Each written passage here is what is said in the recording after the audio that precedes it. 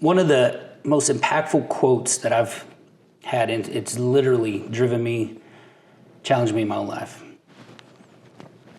It goes like this. It says, most people die at 25 but aren't buried until they are 75. And I've seen this a ton in my life with people growing up, becoming adults, getting in the world, having to face it responsibly, making payments, working 40 plus hours a week. Slowly they get into a system of becoming comfortable, compliant, and they find themselves in a position to where they are dependent on the routine and they stop dreaming. Right. So working for a lot of years with kids, there was a selfish piece to me that worked with kids to stay alive internally in areas that I've seen so many people die in early on. Right. And this quote has impacted me so much because in the grand scheme of things, I love thinking about the end of my life. And a lot of people don't like thinking about that. I remember, I think I brought it up to my dad, but I brought up that looking at my mortality gave me a lot of peace. And he says something along the lines of like, that's like a really morbid way to look at life. And it's like, actually, it's the most reassuring. Yeah. Because it's the truth. And I think when you can confront that truth, and just accept it, that's a part of it, you're no longer running you're not running a race anymore.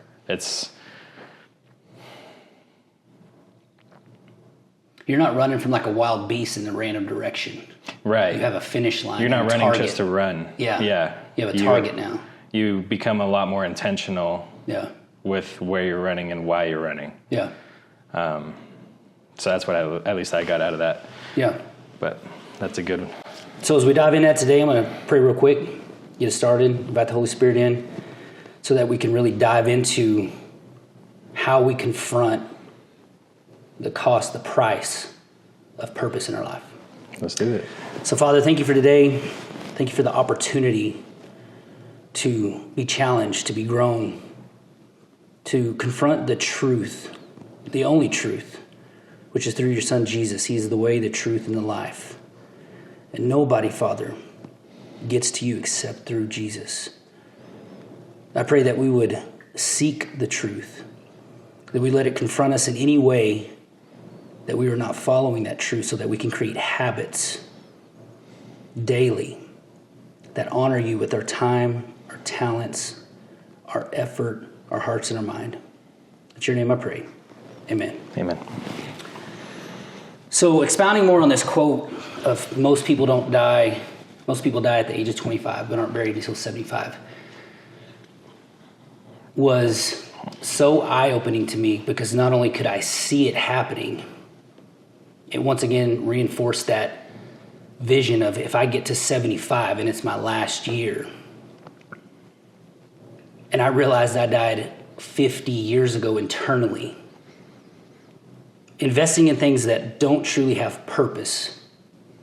And when we talk about purpose, the kingdom of heaven and the kingdom of earth are on two different playing fields. Being able to have a kingdom mentality or an earthly mentality, things that last beyond our lifetime, are what have true value, what causes true value. And one of the things that I've read here lately and I've seen multiple times is the only thing that you can take into heaven is your children.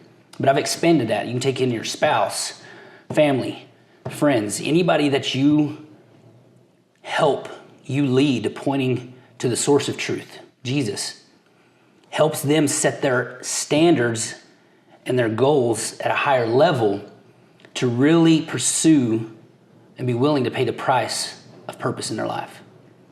Yeah. Because at the end of the day, you've talked about it. Jordan Peterson explains this really well, and you shared this with me, and it was really eye-opening for me that the higher we set our goals and our eyes really broadens our perspective on what really matters.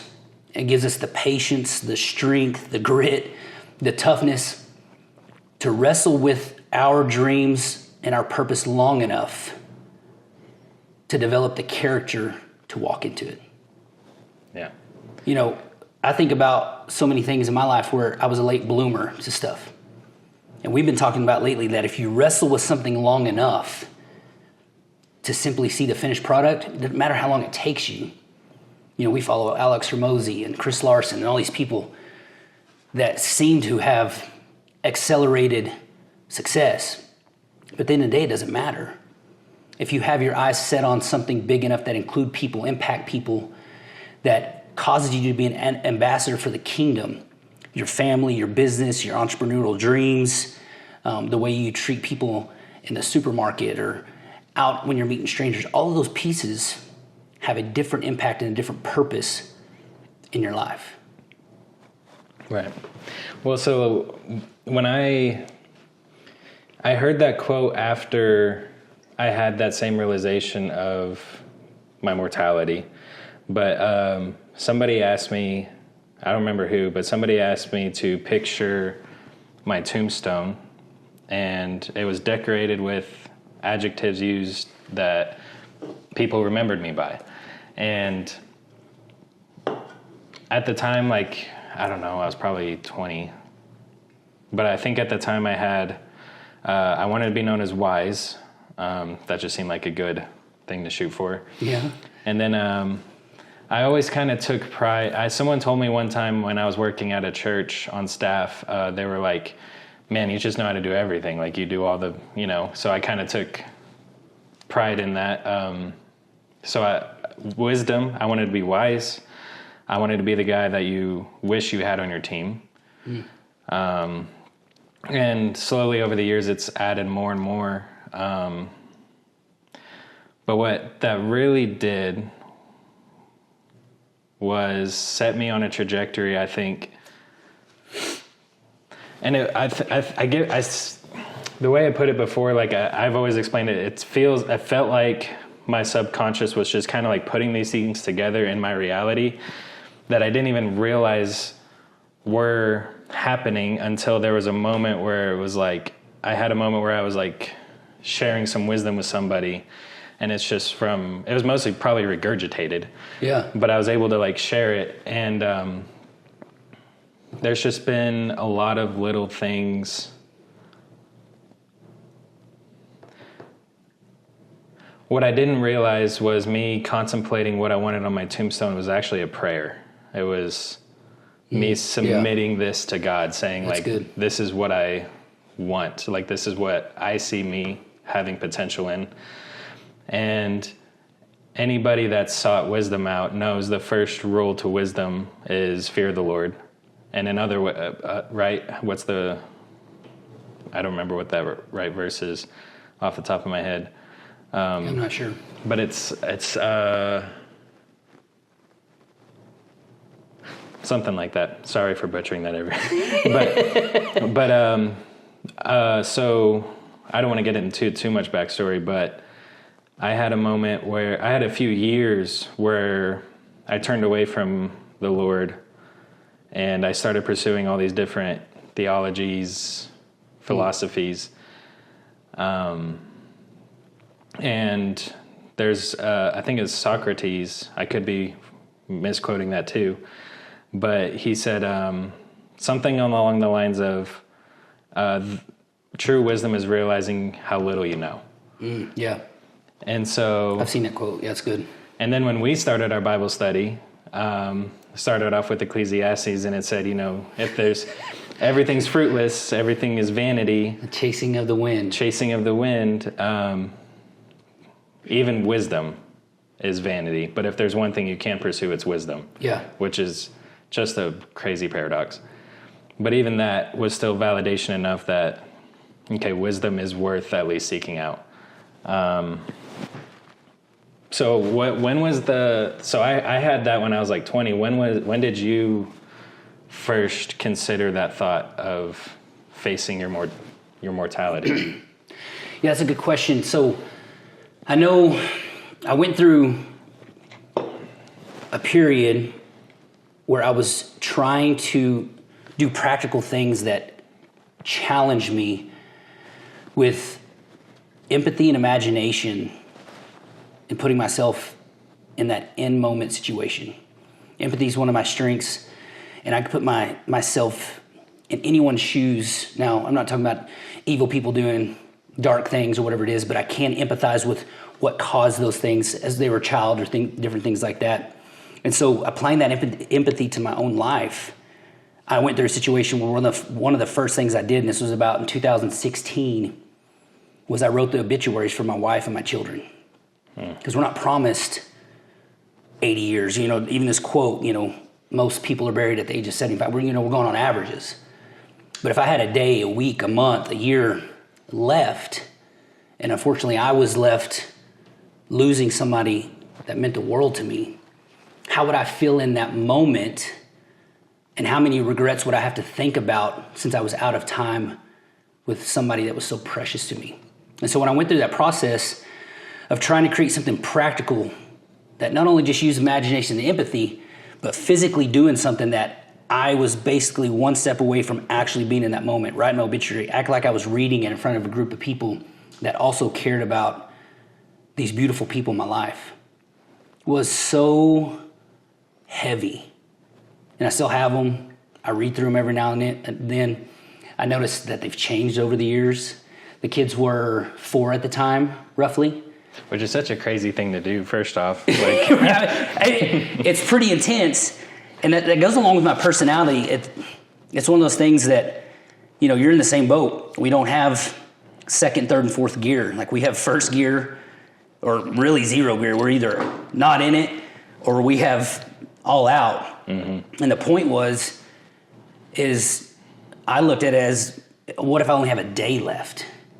Forget a year, 12 years, 30 years. What if I just had a day left and I'm reading this tomorrow for somebody that I love? And going to that extreme is just who I am. I'm not usually the guy that jumps in feet first or checks over a ledge or whatever it is. And I do have those moments in my life confronting, we talk about the jump and how we're here in this moment, making yet another one, challenging ourselves outside of our comfort zone. But going all in on that moment of writing your obituary is very extreme. I've only had one other person that I've shared that with that tried it and absolutely wrecked him in a good way. But he was in a situation where his marriage was on the rocks, and it literally made him realize how I cannot lose this person. Do you think it's gratitude?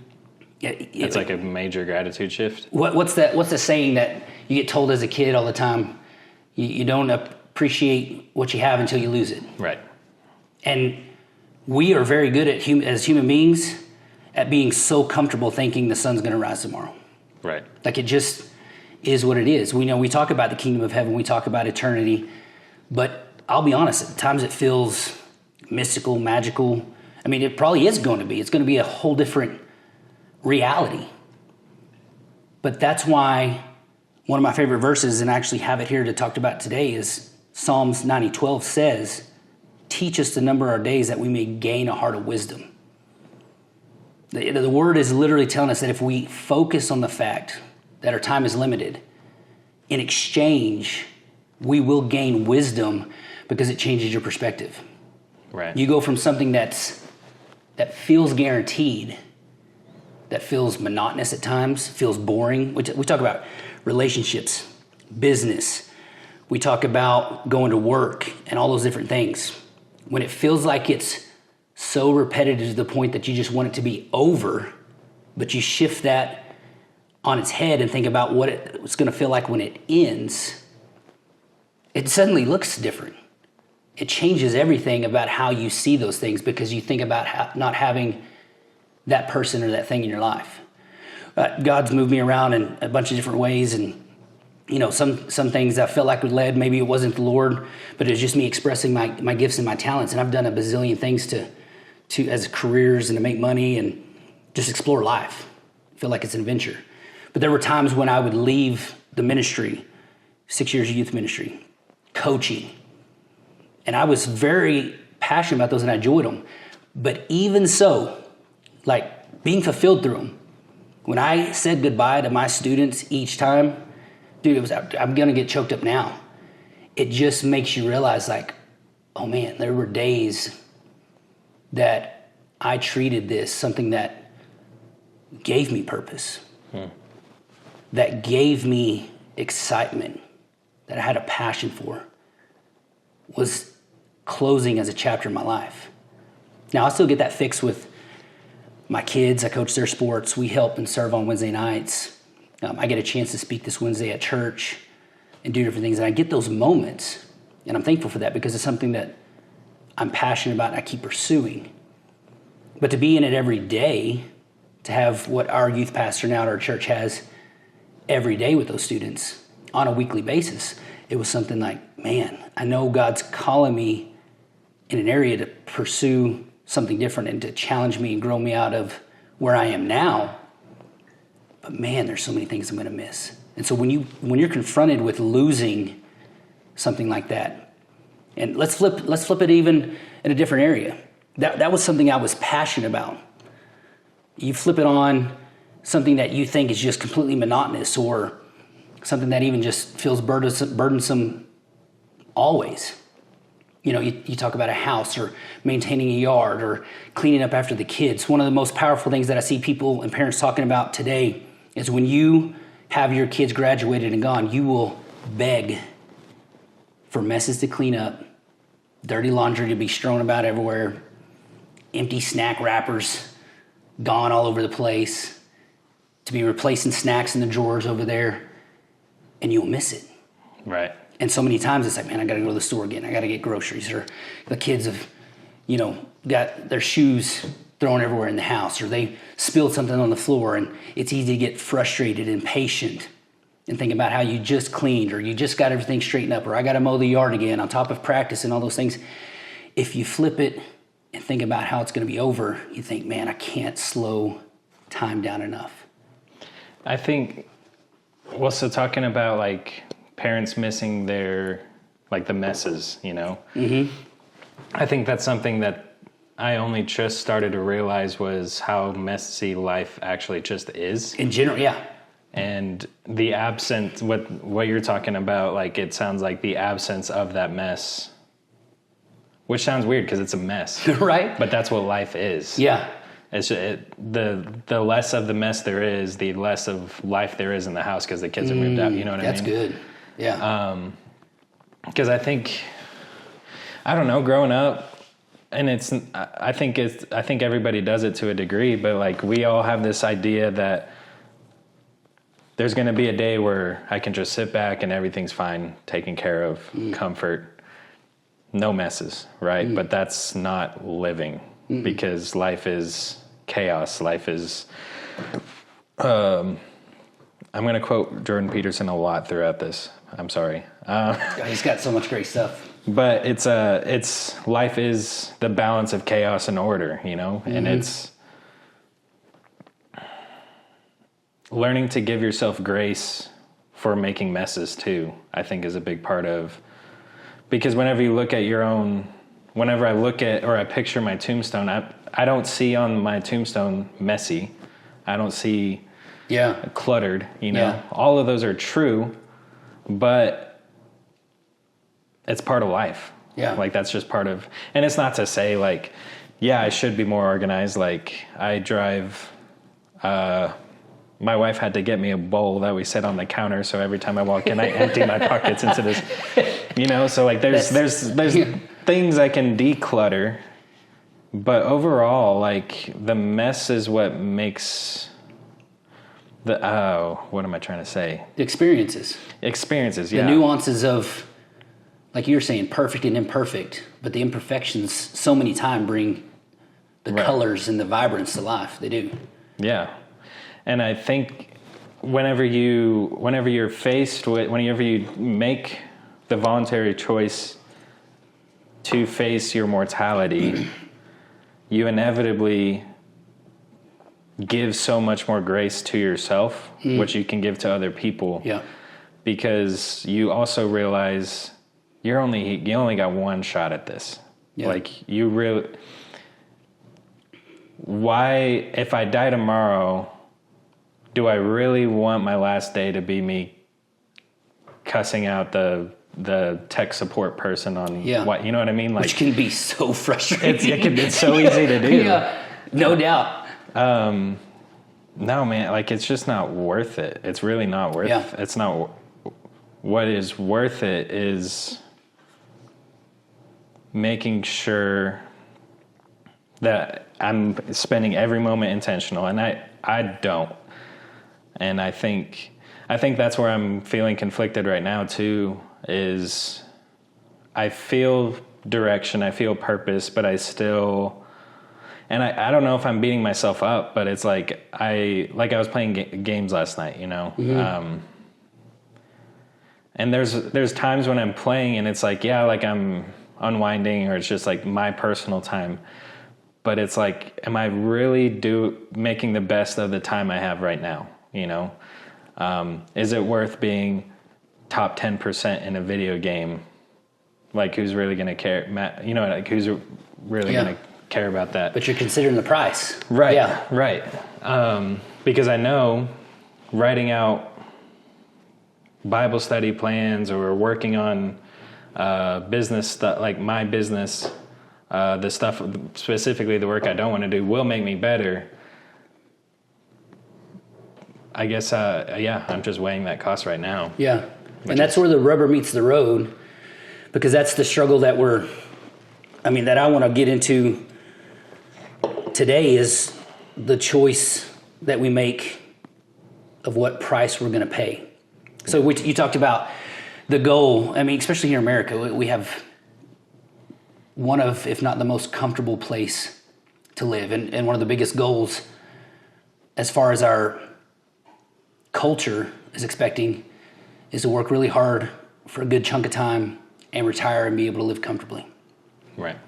But like we were talking about, when you miss and lose and you come to the end of all of those potentially chaotic and messy things that life brings, you realize how much you miss them. Yeah. And one thing that I want to get into is choosing what price we're going to pay, because we'll pay one regardless, even if we're not mindful of it.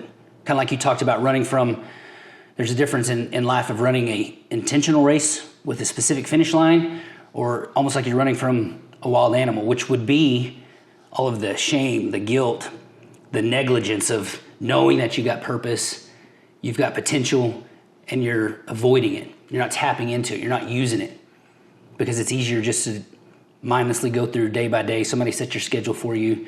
You've got a routine, and you don't have to go through decision fatigue like we've talked about. Right. You know, people are exposed to X amount of decisions a day, and there's a point to where it gets like, I just don't want to make another decision. It's easy just to say, I'm going to sit down, I'm going to check out. And phones and technology have done a lot of that for us. So decision fatigue, meaning there's a certain amount of decisions. So like in the restaurant, and I'll just break this down real quick. But so like in the restaurant industry, it's a tactic that servers use. So like they come and ask you, like, what do you want to drink? Do you want this? You want this? You want appetizer? You want this? Okay, you want an entree? You want to add this? You want to add this? Yes. Bullet list of questions. But what that's actually doing is that's wearing you out on your decision making, so that by the end of it, I don't remember the statistics on it, but supposedly what the result of that was by the time you came and asked for dessert, they're so worn out from asking about it, they're just like agreeing or whatever. Like, Yeah. you know. So that's what decision fatigue is. Do you think people that are stuck in that loop almost face decision fatigue because they look at people that, like influencers that we follow, and they say, okay, so they work out, they're involved in church, they're involved in this, they do this, they do this, they do this, all these decisions that the outsiders looking in and saying like, oh, these are all the things that this person is doing. And it almost wears them out to even make the jump. And I might have just contradicted myself. I might have remembered that wrong. But I know for me, like when I look at, even now, like I look at people in my industry, and it's all, they have all the crazy equipment, they're doing these crazy shoots. And I almost wear myself, I'm like, there's so much, I can't catch up. Yeah. But then we're doing this right here, you know? Yeah. And it's like, you just got to start somewhere. You just have to start. Yeah. And I think what got me to start to jump was realizing my last salary job. I was managing restaurants, and I was talking to the owner about investing. And he was talking to me about, okay, well, like if you invest in your 401k, we'll match it this much. And I just asked him, you know, this guy's a business owner. He's a successful investor. I just asked if he would show me his portfolio, and he did. And as I looked through it, I noticed he didn't have a 401k or a S&P 500, whatever, S&P 500. And I just asked him, I was like, why don't you have one? He's like, oh, I don't need it. And that's what clicked for me. Was suddenly the question became, why would I risk dumping $200 a month, whatever it is, into this account on the bet that I will make it to 65, 70. And this might just be my naivety, or I don't know if it's arrogant or not, but at least for right now, it doesn't make sense for me to invest. That's just not a risk I'm willing to take, you know? Like, and and it's not seen as a risk in our culture.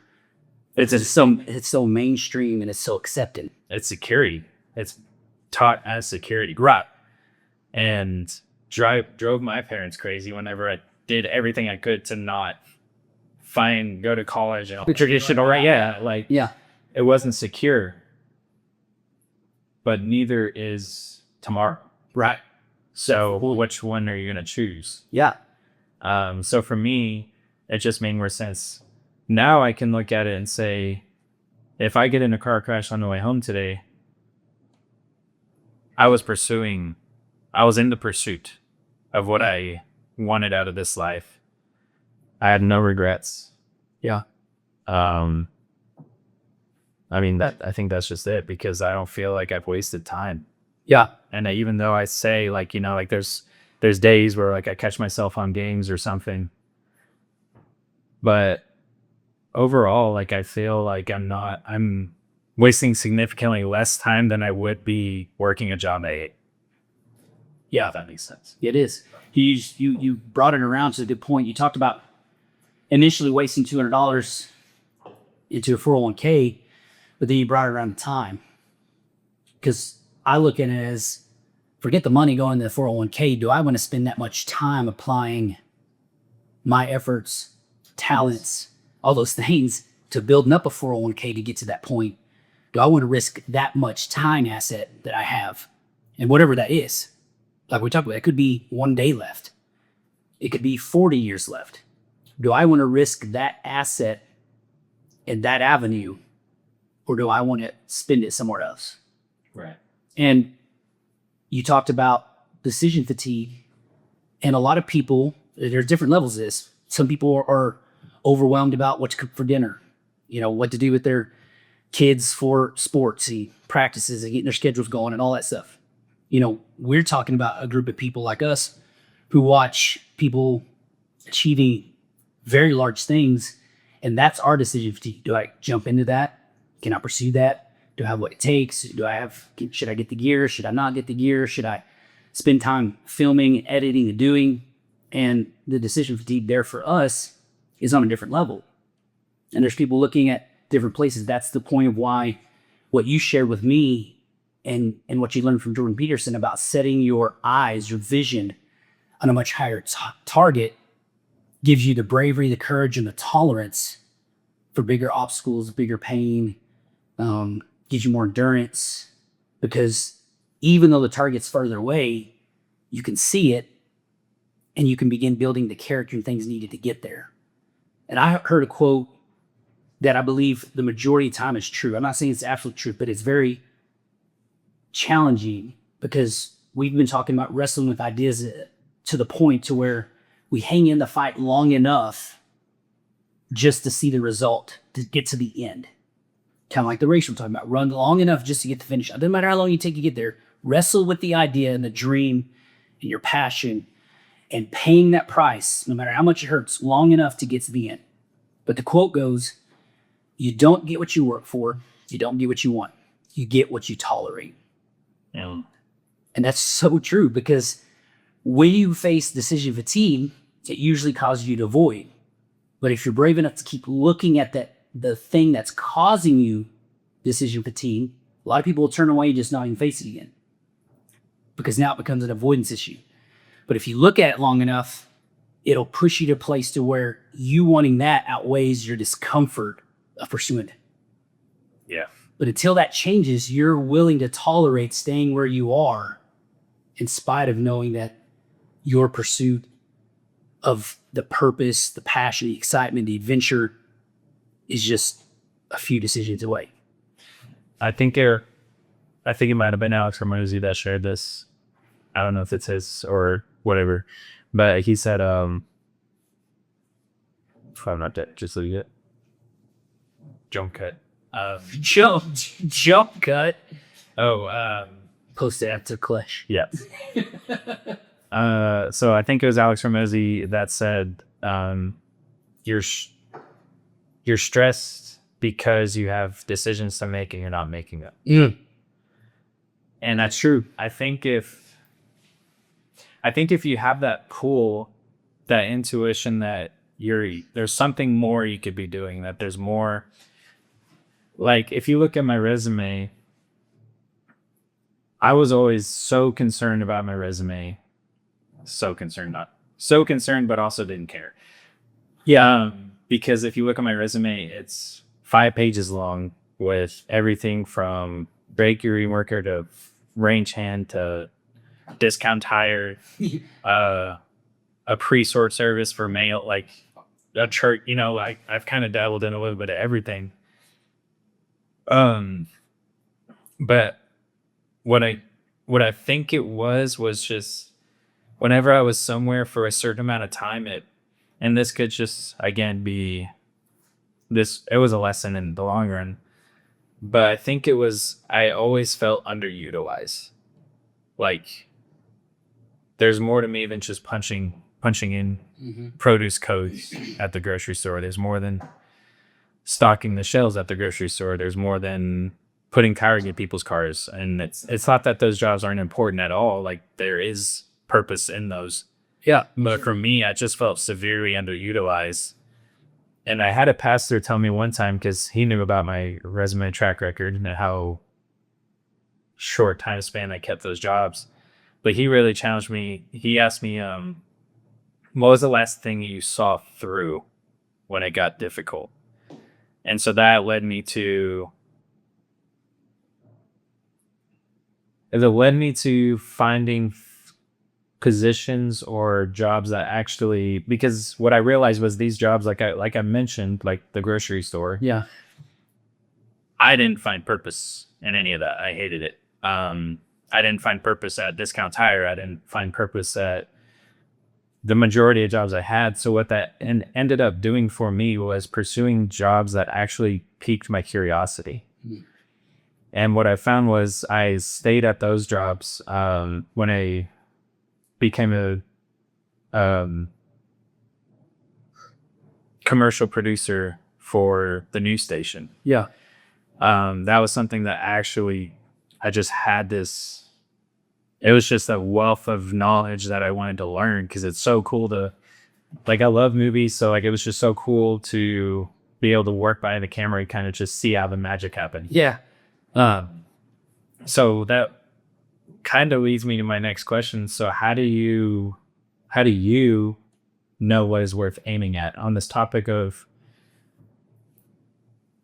aim up, like Jordan Peterson talks about? How do you discern what is worth aiming at? That's a good question. Because like for me, like kind of like what I was saying was having my pastor challenge me with what's the last thing you saw through pushed me to realize to pursue things worth seeing through. Yeah. And so for me, if I was to answer that question, I think it's usually the hardest things. There's a lot of, because again, like diving into the videography world, I mean, where do you start? Yeah, I know. Um, there's so much, and every industry has their um, learning curves. Mm-hmm. But there was a time when I was younger, and I wanted, I wanted like the nicest TV, the nicest soundbar, and the latest video game console. Just because, like, growing up, like, and it's not that we never went without. I'm not saying like we were underprivileged or anything, but we were always kind of like a console behind. TV was, not as nice as the friends. So comparison and your wrong ways. Yeah. But I set that as a goal. And then literally the second I hung that TV up on my wall and I plugged it in, my reaction was, that's cool. Yeah. I aimed for it. I got it. Yeah. That's cool. Yeah. I love that TV. It's beautiful. I love playing games. Obviously, I love playing games on it. But it didn't last long Didn't bring the satisfaction you were hoping and expecting it to. Yeah. at all. And then it was, okay, well, I want to make this much a month, And then my first year of entrepreneurship, literally a few months after quitting a day job and being fully dependent on myself, I found myself working for this social influencer, and I was her photographer. And so in my head, I was like, okay, so I took a chance on myself. We traveled to Miami, like we had plans to travel to San Diego, to Paris. Like in my head, I was thinking, oh, the first time I took a chance on myself, I'm making good money. I'm going to travel the world. I'm going to do this and that. Long story short, it didn't work out just because I saw what groups I was going to be having to associate with myself with in order to be a part of this group. Mm. And it didn't resonate with me. Like something about it just felt off. I'll probably go into that at another time, but like I'll just say it. I had a demonic encounter with it, You were gonna have to pay a price that was gonna cost you in a very negative way. Right. Yeah. And so when I got home and I ended up not working for them anymore. So it wasn't the TV, it wasn't the money, it wasn't the travel, it wasn't the opportunity. So what was worth aiming at? So I had to, and this was all whenever like I mentioned before, when I had turned away from God. And so I was like, okay, so, because at that time I felt like I couldn't trust God. I couldn't trust people. So I could only trust myself. So myself, what am I going to pursue? And I pursued all these things and they left me with nothing. Chasing after the wind. Chasing after the wind. Dang. Now, and we just talked about this before we started, but on my tombstone, one of the things I added was I want to be a good father. And I want to be a good father. And I had a moment with my nephew where I saw, it felt like God was literally spotlighting him and saying, look, now you can implement everything you spent the past 3 years, 4 years, 5 years working on yourself. Yeah. But seeing the joy he has whenever I walk in the door, I mean, that's more gratification than any paycheck has given me. Yeah, that's given me more. And it's not that, because I don't have kids right now, so I don't understand that yet. But I see the pursuit, and for me, that was just validation enough. Like, no, this is the thing. This is one thing worth aiming at for sure. Yeah. And so, wisdom. I mean, obviously, wisdom is worth aiming for because you make better decisions. you orient yourself towards God by being wise. If you want to be wise, you orient yourself and you include God and Jesus into your what you're talking about, you're planning your future. That's just a wise thing to do. Mm-hmm. And so far has been a struggle but the struggle has just been me letting go of everything that I thought I could trust. Mm. So yeah, I'll point that back to you. How do you know what is worth aiming at? Yeah, that's good that what you shared, and that's a good point of pursuing things that we think have value, but rarely do we ask who's deciding if this is valuable or not. You know, and a lot of times I think things are valuable because other people, corporations, my culture tells me it's important, increases my status, increases the level of success that I've reached. But when I look past those things and aim higher, like you're talking about, it begins to broaden my perspective of what truly matters and helps me avoid chasing things like King Solomon talks about in Ecclesiastes, and we've mentioned multiple times here. It keeps me from chasing things like I would chase the wind. I can't grab the wind. I can't capture the wind. And it sets your sights higher than what humans can come up with as important. And so a lot of things for me, you know, I can go all the way back to even college, growing up, seeing my parents struggle with money, argue about money, fight about money. I thought, okay, I'm going to do something that makes me rich, but I knew I wanted to work with kids. So I was going to be something medically, pediatrician, something along those lines to work with kids. But I got into first year of college, began working on classes towards that degree. And I knew immediately that I wasn't interested. It didn't pique my interest. Like you were sharing about different careers and opportunities. And you talk about going through 12 years of college so school, first of all, didn't pique my interest. And then the topics and the discussions and the content I was having to go through to pursue that degree was not something that I was passionate about. I knew I was passionate about working with kids, volunteered at church, went to church camp after high school to be a leader and do those different things, you know. So I was jumping right into those pieces even while pursuing a degree. And, you know, I've never heard the audible voice of God, but I've had a few moments in my life where I just knew the Holy Spirit was talking to me. And I had that point in college of, you know, I am going to get a coaching and teaching degree and go that direction for my degree, but I was going to pursue youth ministry. My parents, especially my dad, really wanted me to get a college degree as the first one to graduate out of our family, his family. And I knew it was important to him, and I knew I'd maybe want to teach and coach one day, which I ended up doing. So the Lord saw that, you know, well in the future. Hindsight's always 20/20 for us, but you know, he's omnipotent, omniscient, and so he knows all things. And so being able to pursue a degree and honor him in that aspect, but began pursuing youth ministry. It was one of the first times that I had taken a chance on myself, and I really didn't even just do it all on my own. The Lord gave me that excitement, that courage, and pointed me in a direction that I felt like he was calling me 100%. And so when I went to do that and even other things in my life, it was always measured against, hey, do I feel like the Lord has created me to do this, of the talents and the excitements he's given me? Because I believe 100%, it doesn't always have to be one of those moments where, hey, God told me to do X, Y, and Z, and I got to follow that by the book.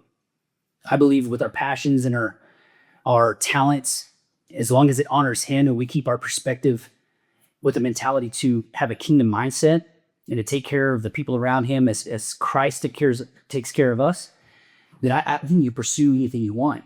You know, money's not the evil unless we make it an idol. It's the love of money that is the root of all evil. And I faced that in my life, becoming an entrepreneur, understanding, man, if I did X, Y, and Z, or if I built a second location, or if I put in X amount of time, or if I did X amount of sales, you know, I could buy this or do that. And I lowered my vision and my purpose and what I was looking at to something that was way less valuable than true purpose and taking care of people and creating a legacy that lasts beyond my lifetime. Because you talked about your nephew. Compared to hanging a TV on a wall and making money and going to Miami and surrounding yourself with people that can drain your purpose out of you, seeing a kid that, whether you have 1 day left or 40 years left to impact him, you've made an impact on him that will last the rest of his lifetime. And those things last for an eternity, especially from a biblical and key perspective, pointing him to the truth it talks about in the Bible of receiving crowns and being able to celebrate those moments from eternity on. And it's measuring my choices and what I pursue against what God has created me to do, what I feel like, and what the purpose and passions he's given me, the talents he's given me. And then also, how can it have a lasting impact above money, above sales? How am I going to spend my time? That's a crucial one to me. Because if it's one of those things that I believe in my heart, if you pursue something, then it absolutely drains your ability to impact your first ministry, which is your family. I don't think that lines up with what God's calling you to do. Now, if you can collaborate with your spouse and incorporate your kids and do all that, if you end up spending much of time doing that, that's fine. But if you miss out and you become in a situation, especially where if your spouse is pointing that out, hey, I feel like you pursue this more than you take care of these responsibilities over here. That should be a sign, a flag, whatever you want to call it, to begin shifting priorities and examining like, hey, how much time am I devoting to this? Even though it could be kingdom minded, but you got to also be able to manage your time well, just like you would be expected to manage your money. And so there are some factors that go into deciding what jump you make. But as long as you take what King Solomon talks about in Ecclesiastes, if you pursue wisdom, godly wisdom, and you apply that to what you're doing, your sights will be so high that you will include the right things no matter what you're doing. Because you mentioned all of those jobs that are 9 to 5s and people go work and do, they are important. And some people are called to do those for the rest of their life. That's where they feel like they serve well. They enjoy their coworkers. They are passionate about the industry they work in. So being an entrepreneur and making the jump like we have enjoyed doing may not tick their box at all. It may not be something that they look at and be like, man, I know one day if I don't do this now, one day I'm going to regret it. They may not feel that way. That's fine. But as long as you have intent and purpose of what you're doing day in and day out to create a legacy and an impact that transcends your paycheck, your 401k, and all of those pieces, that's what truly matters. You can do it anywhere. Stay-at-home parents, whether it's the mom or the dad, you are creating a kingdom structure for your first ministry, your family, your kids. You don't get paid to do that, but it is one of the most important roles you walk in. So whether you work and come home and do that, or you stay home and do that, it supersedes everything you do to make money. Any career, anything like that. Even if God's calling you to do that, it supersedes your calling as an entrepreneur, a boss, a coworker, an employee. All those pieces can be important, is important to honor the Lord with your time and effort, but it's still under your responsibility as a husband, a dad, a wife, and a mother. And we easily get distracted by those pieces, like even us. There's been so many times I've been so maybe stressed or fearful, whatever, to make that next jump. I'm excited about it, but I'm also scared to make a jump that I can get so consumed about it and I miss out moments in time with my kids at the house. I'm working on those pieces and pursuing them and chasing after them. And I get distracted from the most important piece I have here already. So whether those work or not, whether my job's going well or not, whether I'm pursuing something as an entrepreneur and it totally fails or not, I have the peace, the comfort, and safety of my home if I've made that a priority above all those other pieces. And so a lot of the things that we talk about here, how do we apply daily habits? And that's really what wraps up into how do we create daily habits that get us to that finish line? Same thing as putting directions into Google Maps. If you know your destination, You can put the address in, and as long as you follow the guidance and the directions on that map and that GPS, you will reach that destination. But a lot of times we'll map out a course for our life. We'll look at it and man, I've got to go over 2 mountain ranges. I've got to cross the desert.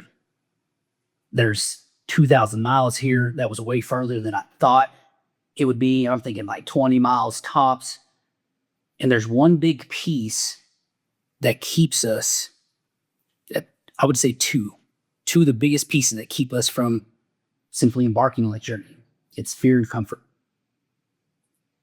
Because when it comes down to it, you talked about it, people want to retire. People want to work and spend their time, trade their time, build up their money so they can relax. People a lot of times avoid decisions, the jump, paying the price of purpose in their life because of comfort. The fears that are whispering in their ear, you can't do that. What if you do it and it doesn't work? And so it's so much easier to stay over here where you have X amount set aside. You can control your time. You can decide when you do and don't go.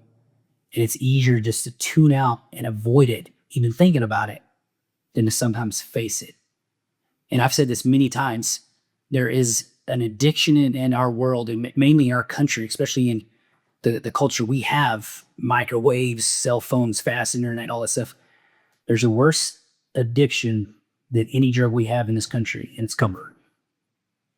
Because anytime we try to do something that is uncomfortable, we typically look for a solution that brings us back to that comfortable spot. Right.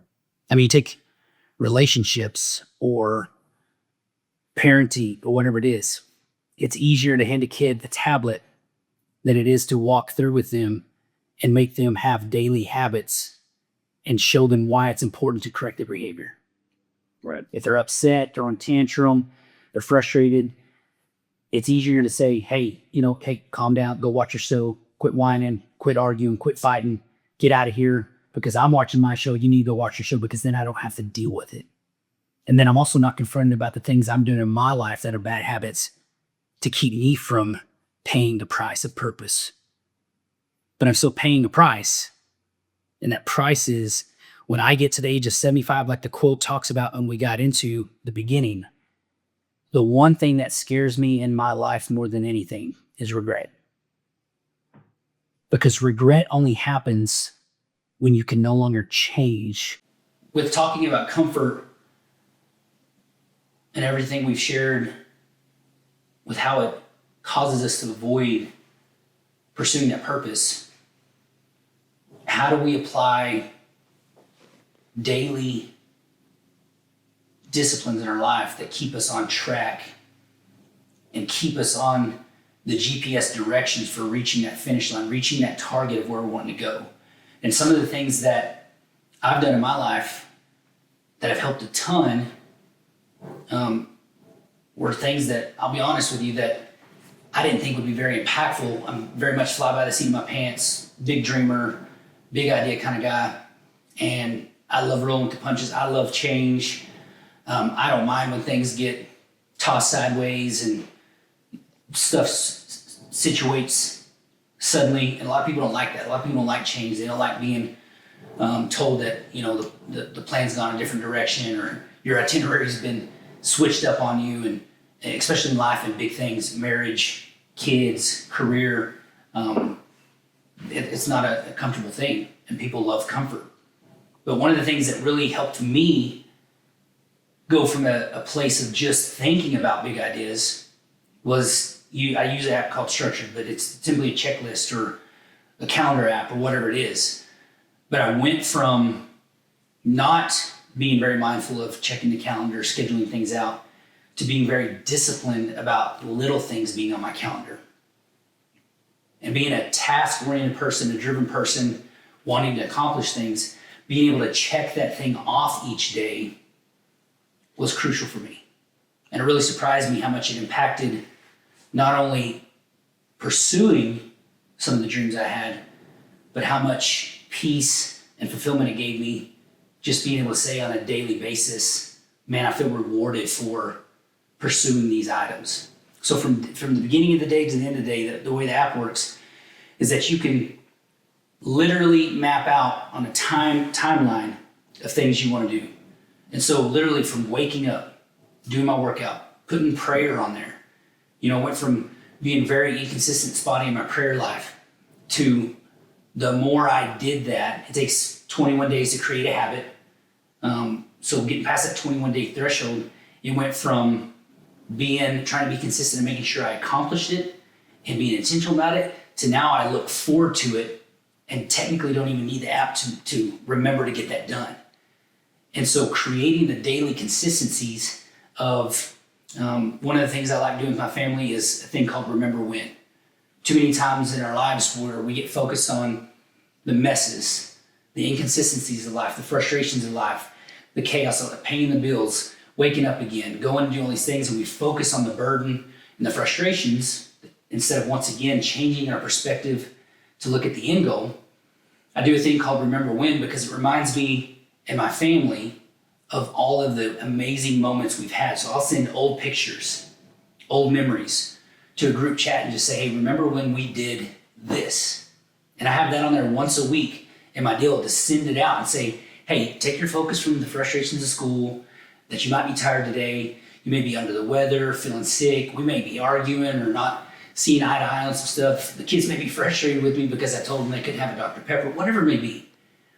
But when I send that out, it shifts our perspective from the minute things in life that don't really matter to remembering like, wow, yeah, like we've been really enjoying growing as a family and being intentional about creating memories and moments that will last past our time together. Because even as a dad, it's those moments that teaching my kids of how to be intentional, of showing love, taking care of each other, providing opportunities to smile and laugh. That's going to pass on to how they parent their kids.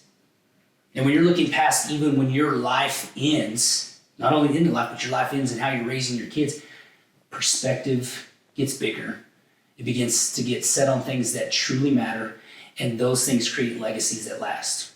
And so on the structured app as well is create a habit.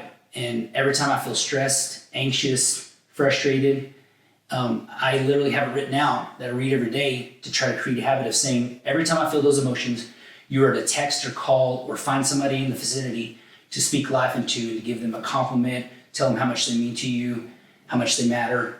Because once again, speaking life, practicing speaking life, and speaking things that are positive instead of focusing on my negative. So that was even personal for me. But that way I can rewire my brain that when those emotions try to come in, it actually triggers something positive instead of creating those moments where I shut down, I get frustrated, I space out and get lost in my mind because I have so many ideas and thoughts and excitement and all these different things going on. And it helps me live where my feet are. Because that's one of the hard things for us, both of us, with all of the ideas and dreams and the constant decisions we have to make, because not every day is the same for us. Right. When I used to have a 9 to 5, it was easy to say, hey, I show up and I do X, Y, and Z every day. And there was a lot of responsibility and pressure removed doing those things because I had somebody else making those decisions for me. But being an entrepreneur, it's been very difficult at times to rein that in because my mind can run 24/7 about the things I'm pursuing because the things I've done business-wise, they never shut down.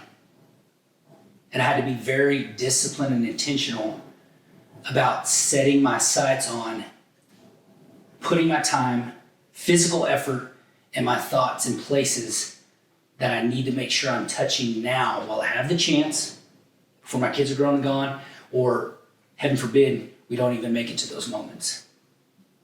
And so using that structured app, being practical, creating other moments that I'll talk about, in other episodes that I feel like are important to my family that could impact other families.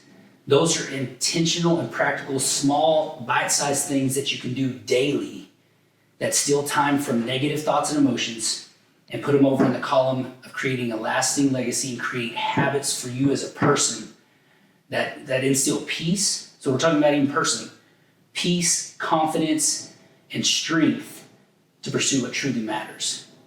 And so I shared some pieces on how we can practically apply this to our life. And some of the things that we've been talking about for 2 years now that we've done that's caused us to grow into people that, to be honest, I don't even recognize from what was started 2 years ago. Both of us have mutually benefited from applying our time to these disciplines that have grown us into people that can carry things that those older versions couldn't carry. So what are some of the daily, weekly, monthly things that you've seen that have changed, that you've implemented in your life that have helped you step into these things that you're doing today? I think, firstly, I refer back to what the original vision was.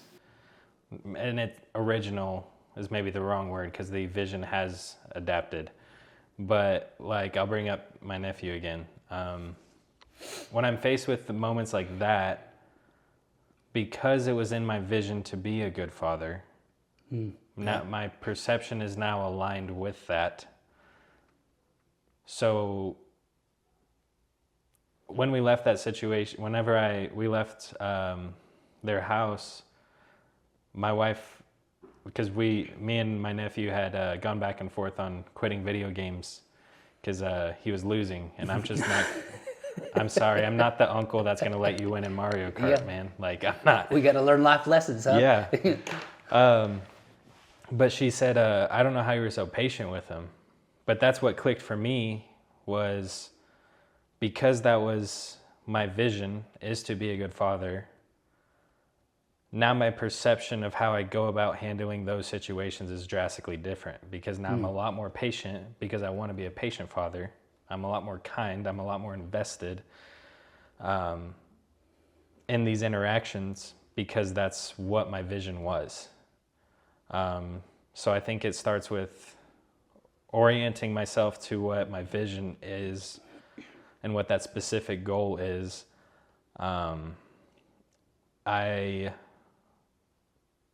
Again, kind of looking at like what we started off talking about, I refer back to what I want to be remembered for on my tombstone. Because what that's really doing is I'm comparing myself. I had to stop comparing myself to other people, but I'm comparing myself to who I'm going to be 5 years from now, That's 20 good. years from now. And I look at this older version of me, this hypothetical version of me, and I say, okay, this guy is patient, he's kind, he's loving, he's after God's heart, XYZ. But when I compare myself to that guy, it gives me the next steps to take. And it reminds me in those hard, frustrating moments, this isn't how me a year from now would react. Yeah. Holding yourself accountable. Yes, that's big. And as far as because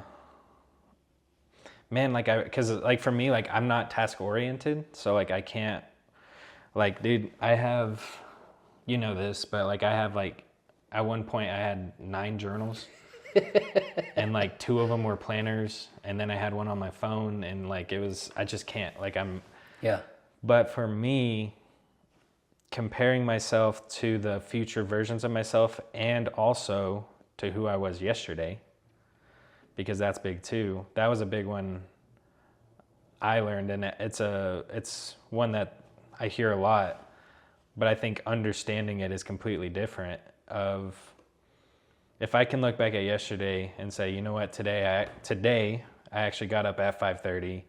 I got to the gym. I left the gym at 7:30. I would walk the dogs before 8. Showered before 8. You know what I mean? Like, Yeah. the day before, I woke up at 11. Yeah, we missed church because we didn't set an alarm. Yeah. But already, within the first 3 hours of today, I've already done better than I did yesterday. So that's not an excuse to go the rest of today and go play video games all day. Yeah. The momentum is there. Now I keep going. Yeah. So now, like, even on the way over here, I'm already thinking, okay, we're going to knock this out. I'm going to go knock this out. Because I gave myself so much momentum starting the day comparing myself to yesterday and saying, you know what, yesterday I didn't really do anything, but today I'm doing a lot. So today we're going to get a lot done. Yeah. Tomorrow we'll see how that goes, because I'm setting the bar pretty high today. But again, you're wrestling with those things. Yeah. I'm wrestling with it. But again, like even if, so like, let's say I have like a overly productive day today. If I can be better tomorrow than I was today, even just like, it doesn't have to be shoot 2 podcasts tomorrow. It doesn't have to be that at all. It could, I don't know. Well, like, man, if you have a great day today, even if you can just be consistent and just match another great day, right? That's huge, because experience breeds confidence. And I heard a powerful quote by Luke Belmar, I believe his name is, the reason you don't have confidence is because you don't show up for yourself. That's big. And it's true, because if you don't show up for yourself, how can you trust yourself? But as you experience things, even though it's messy, you struggle, everybody starts as a rookie, doing those things gives experience, and experience gives you confidence, and you consistently grow in those things. And so that's exactly what you're doing in your life, of saying, hey, I know yesterday was this version and today was this version, but when you get to taste the difference of the two, you begin to say, you know what, I don't want to taste the other one any longer, because since I've tasted this version, I want to keep fighting as long as I can to where I'm only tasting this version of myself and not go back to the other version. Right.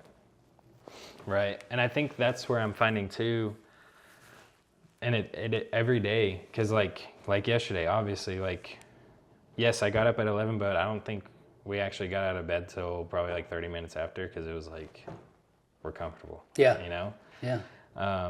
So again, like I fall into that regularly, of that comfort, that, because I mean, you can call it the Sabbath day, which is that's the excuse we went with, which is valid, right? But yeah, like as far as practical, I'm trying to think of anything else practically I do. I think it's just building up those, like you said, like building up those habits and those routines of, I'm not a morning person, but today I was. Yeah. Today I definitely was. And it feels good to have so much taken care of before the sun's even out. You know what I mean? With how much time you've put in with your studying and you're like watching podcasts and you're learning, like you as a student has been a huge discipline I've seen in your life. There's that. That has paid big dividends. And I think, but what's nice about that discipline is it's also attached to my curiosity. Yeah. So again, like it's aligned with that vision I cast for myself of, I want to at least be somewhat wise as I can be. I want to be the person you wish you had on your team. So I want to learn all these different things, so yeah, like that's kind of where that curiosity from podcasts, from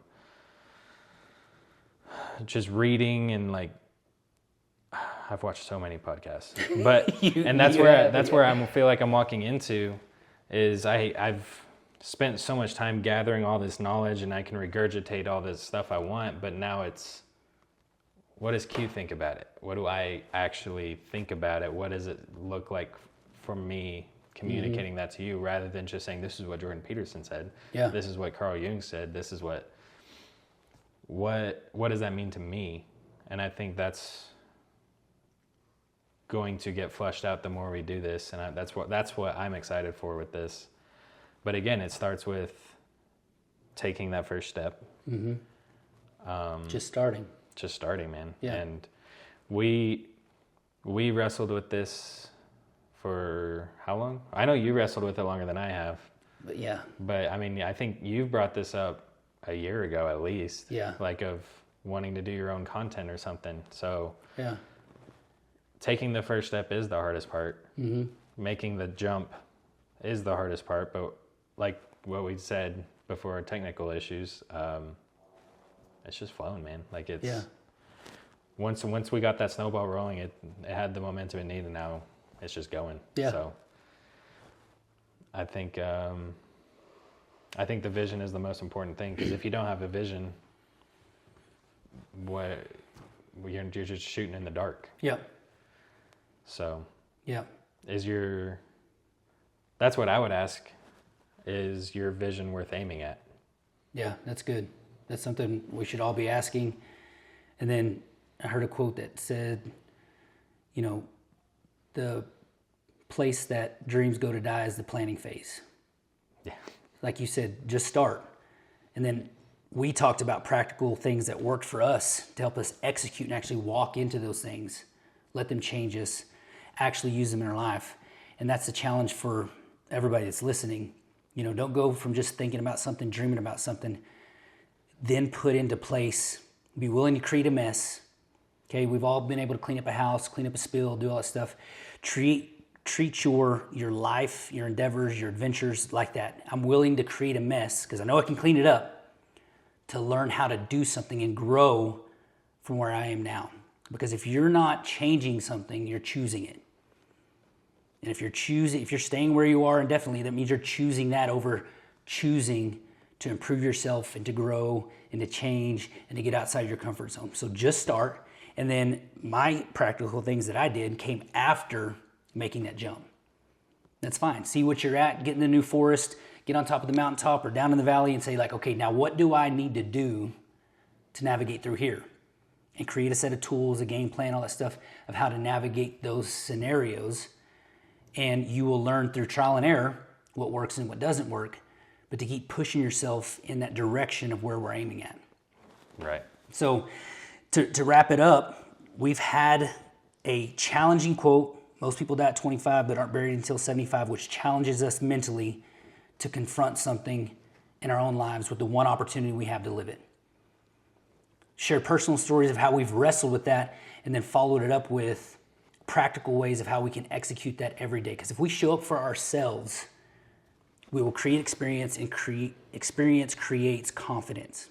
And we have that confidence gives us to jump off an even bigger ledge, to take a bigger risk, to pursue a bigger dream and a bigger goal. But it comes with discipline and daily decisions and executing them that grows you into the person that you have to be to handle those moments.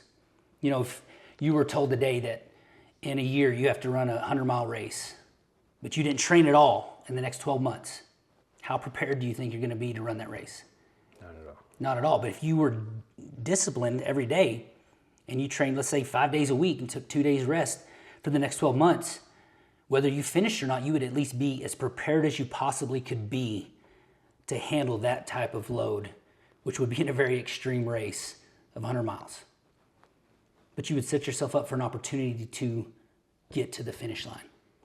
And that's the whole point. God can do anything he wants in our lives, but I wholeheartedly believe he's not going to sit there and say, hey, I'm going to take care of everything for you. A lot of people say, if you pray for patience, he's going to give you opportunities and things that challenge your patience. If you pray for strength, he's going to give you burdens that cause you to grow stronger and stronger to be able to have that strength. He's going to ask you to interact and to trust him and have faith in him to be able to walk those things out. Just like we would have to build muscle in the gym. You've got to put in the reps. You got to go from being able to do 5 push-ups to 10 to 15 to 20. God puts us through those opportunities, and they are opportunities. A lot of times we see them as problems or trials or persecution, but even persecution, the word in the Bible, is seen as sharing the glory of Christ when we are persecuted for his name, like it's to be celebrated. But we run from those, and we see them as problems and burdens.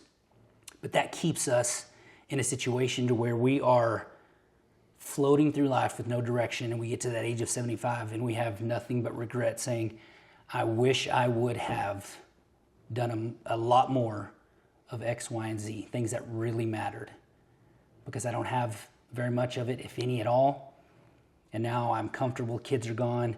Maybe at that point in time in your life, a lot of people that have mattered to you have already passed on, and you are in a situation to where not only do you not have those that you love the most around, but you don't even have the memories to celebrate because you didn't set your eyes on things that really mattered.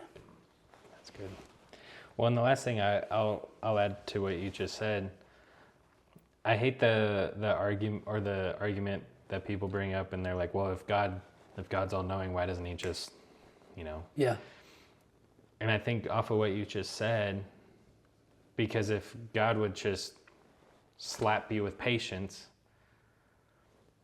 it's like me buying that TV. It's because that transaction took 2 minutes. Because it was just swipe the credit card and now it's in my trunk, Whereas if I go through the process of watching myself overcome that adversity through sacrifice and struggle and wrestling and failure and getting back up again, in that moment that I had with my nephew where I was patient, that joy came from seeing the impact on him, but it also came from watching me do it because,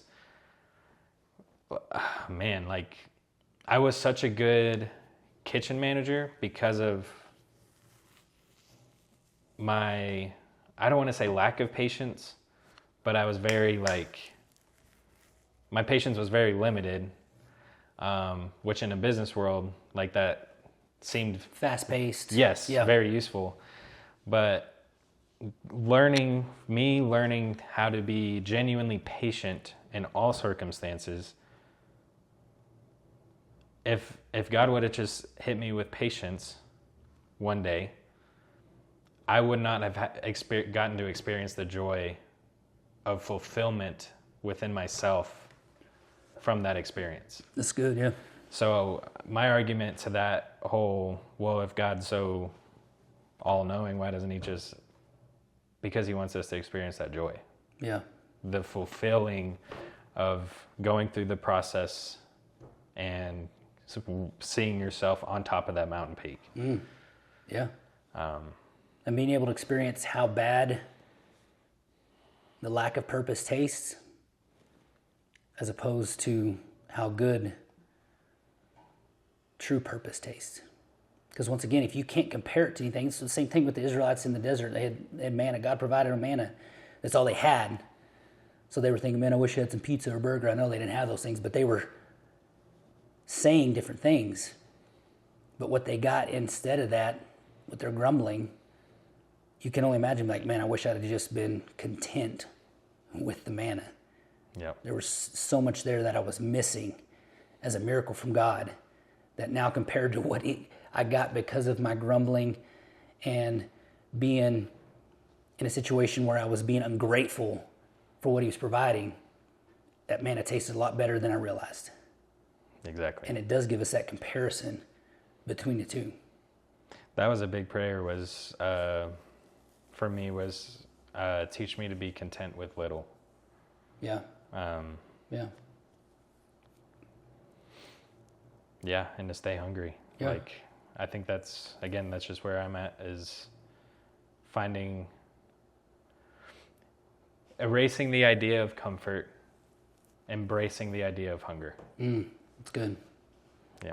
And seeing how much we can grow. So we're challenged today with, should I look at the camera for the kind of like the outro? Probably. I'm thinking the center one because then we're both in it. Yeah, that's cool. Let's do it.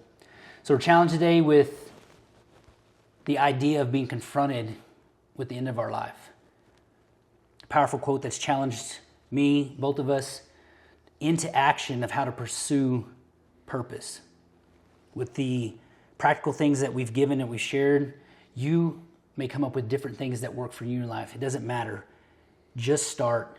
Find those things that do work with pushing you. But be willing to do those things that push you to be willing to pay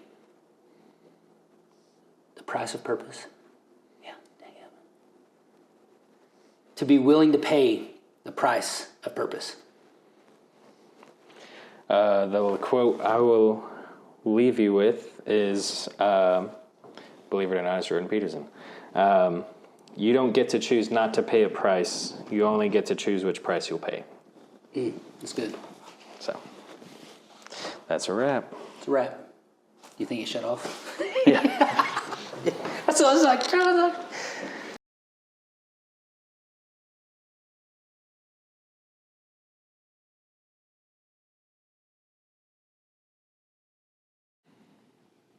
All right, we're here. We're live, baby. We're talking about the jump, We're talking about the jump. and we're like on the edge, like. I mean, that's what's We're ready crazy to- is we're talking about this and we're doing it. It'll be different when it's 10 episodes in or whatever. 10. It's going to be different by the second one, Yeah. too. Well, for sure by the 10. Yeah. Now that we, like what you were talking about earlier, like getting all this set up, now we know we got to have a ghetto tripod, which is fine. We know where the lights go. Yeah. We know that lens work. You know what I mean? Yeah, I mean, that's a lot off our plate. Yeah. The momentum making decisions. And it's going to be easier. My goal, it helps having somebody here talking to. Because like with the stuff I'm videoing, like I told you about, like looking at just the camera, like I'm excited not to be looking directly at it. If I glance at it, fine. But Yeah. acting like the cameras aren't here is one of my biggest goals. Yeah. To be genuine and authentic. Honestly, I think the light's more distracting than the camera is. It might be. It might be. Yeah.